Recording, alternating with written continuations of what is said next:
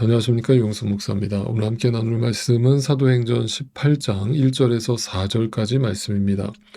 자, 오늘부터는 사도행전 18장의 내용을 저와 함께 묵상을 해보시겠습니다. 지금 바울은 아테네 아레오바고 언덕에서 복음을 담대하게 외쳤지만 주님을 영접한 사람은 극소수에 지나지 않았습니다. 그러나 그것은 결코 사역의 실패가 아니라 하나님의 섭리와 경륜 속에서 일어난 사건이었음을 사도 바울은 분명히 받아들였습니다. 그리고 바울도 이 일로 그래서 전혀 낙심하지 않았고 실망하지 않을 수 있었습니다.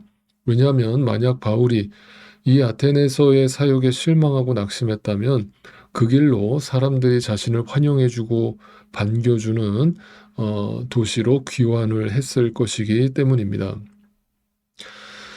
그러나 바울은 다음 행선지로 또 난생 처음 가보는 도시였던 고린도 도시로 향하게 됩니다. 저와 함께 이제 고린도 전후서를 이미 묵상하신 성도님들은 이 고린도 도시가 어떤 도시였는지 분명히 기억하시리라고 생각이 듭니다.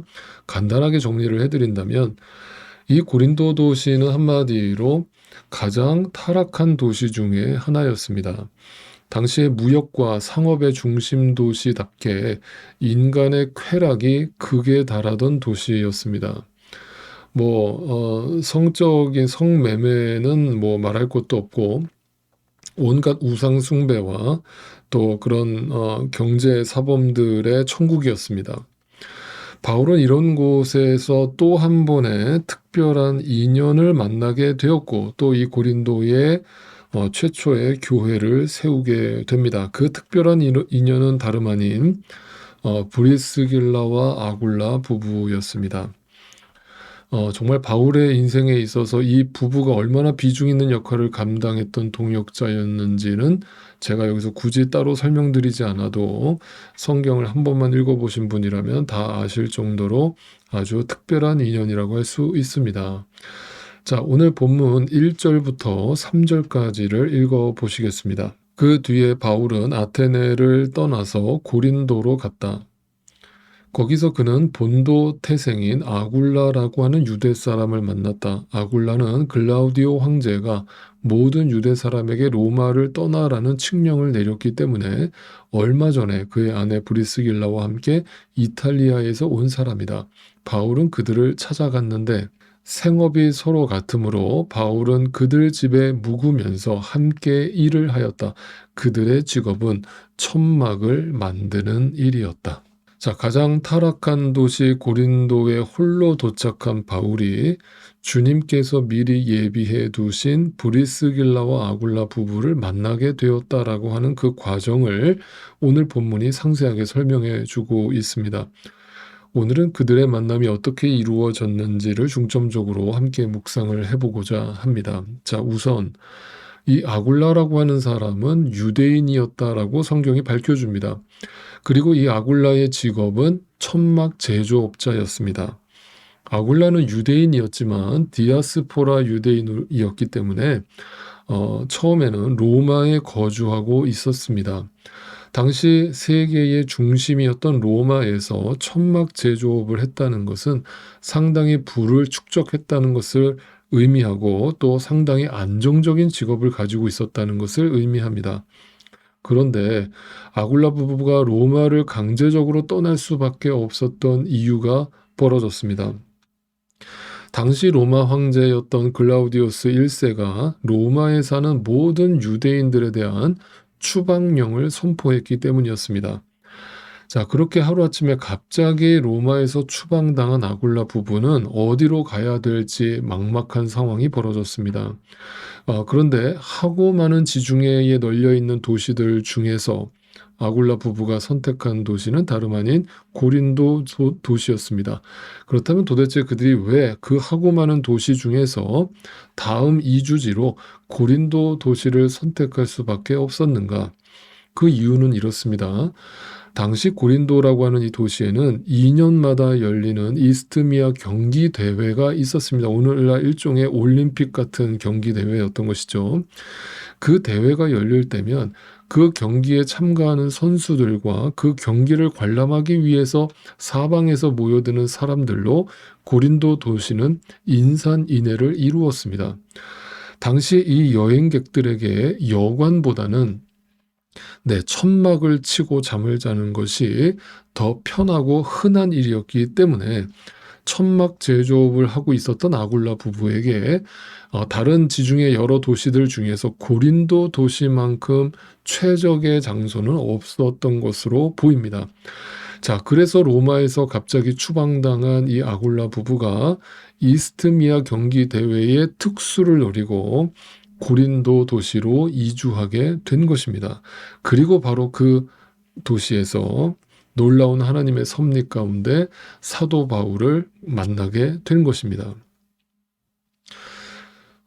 성경을 볼 때 이처럼 어떤 전지적 작가 시점에서 성경을 보다 보면 머리카락이 쭈뼛쭈뼛 서는 것을 종종 경험하게 됩니다. 이것은 우리의 삶 속에서도 그대로 경험할 수 있는 것이어야 합니다.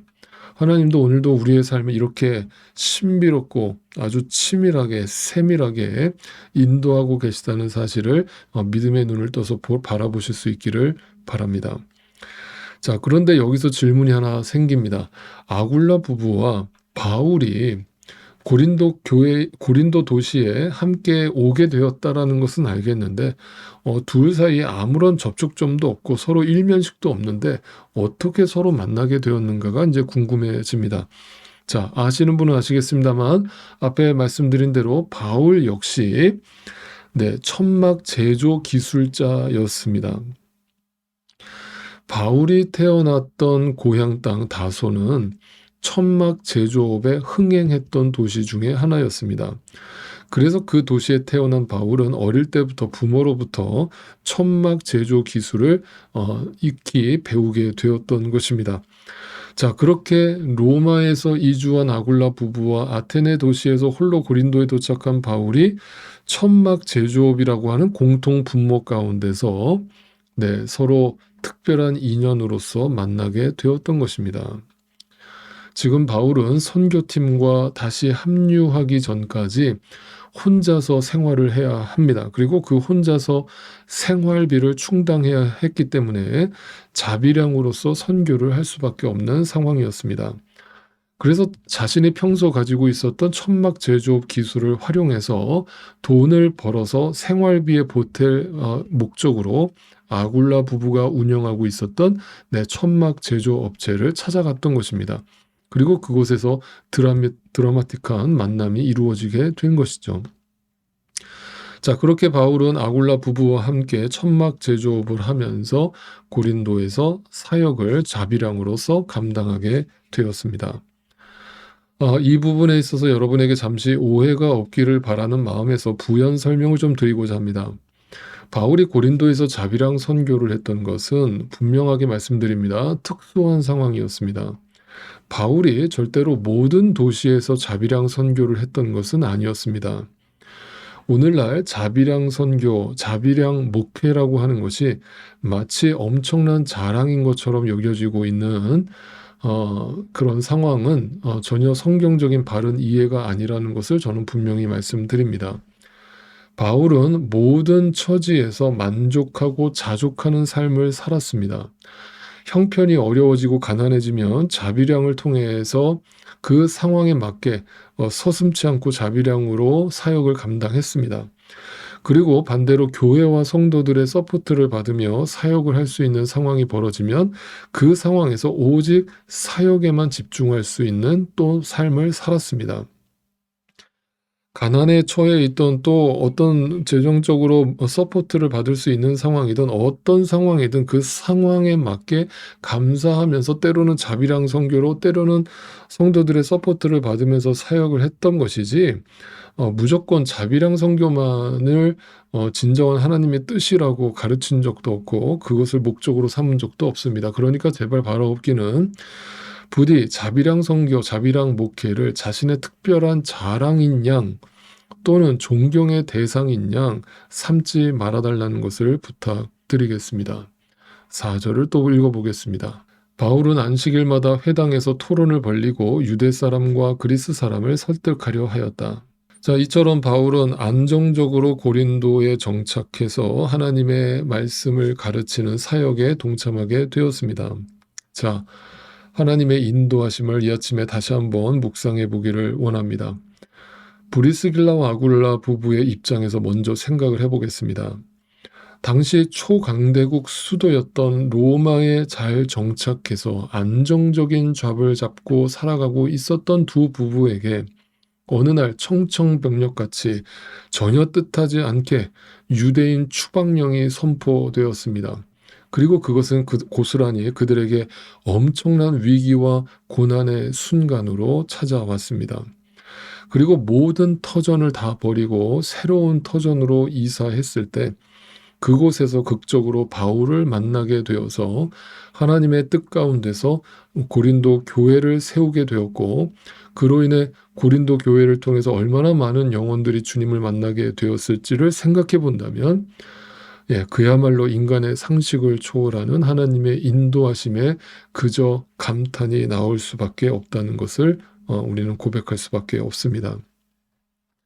또한 이번에는 바울의 입장에서 생각을 해보겠습니다. 아테네 도시에 홀로 떨어져서 외롭게 고독하게 아레오바구 언덕에 홀로 서서 복음을 외쳤지만 극소수의 사람들을 제외하고 열매가 없자 물론 신앙적으로는 감사했고 하나님의 뜻과 계획을 바라보며 하나님의 경륜에 동참하고 있었지만 인간적인 마음으로 전혀 지치지 않았다, 전혀 실망하지 않았다라고 우리는 감히 단정적으로 말할 수는 없을 것입니다. 왜냐하면 바울도 인간이었기 때문입니다. 그렇게 또 홀로 고린도에 도착하게 되었을 때 이제는 모든 후원금도 다 끊어져서 생계를 유지해야 하는 상황에서 어릴 적부터 부모로부터 물려받은 유일한 기술이었던 천막 제조 기술을 활용해서 생활을 이어가야 되겠다. 그리고 사역을 이어가야 되겠다. 자비랑 선교를 해야 되겠다라고 하는 특수한 상황이 발생해서 그런 마음으로 천막 제조 업체를 찾았을 때 그곳에서 이제 막 로마에서 건너온 브리스길라와 아굴라 부부를 만나게 되었고, 생계를 유지하게 되었을 뿐만 아니라 그 부부를 통해서 고린도 교회를 세우게 되었고, 사도 바울은 고린도에서 무려 1년 6개월을 머물면서 하나님의 말씀을 가르칠 수 있는 특별한 은혜를 누리게 되었습니다. 사랑하는 성도 여러분, 이 아침에 이렇게 분명히 말씀드리고 싶습니다. 현재 여러분이 당하고 계시는 고난은 절대 끝이 아닙니다. 눈에 보이는 것이 절대 전부가 아닙니다. 절대 눈에 보이는 현재의 것으로 오늘의 제한된 시선으로 마침표를 찍는 어리석음을 범치 마시기를 바랍니다. 오늘도 살아계신 하나님께서 시공을 초월한 당신의 섭리로 써내려가고 계시는 이 역사의 한 페이지에 그저 동참하게 된 것을 영광과 기쁨으로 여기실 수 있기를 바랍니다. 예수의 이름은 세상의 소망이요 예수의 이름은 천국의 기쁨일세 예수의 이름은 예수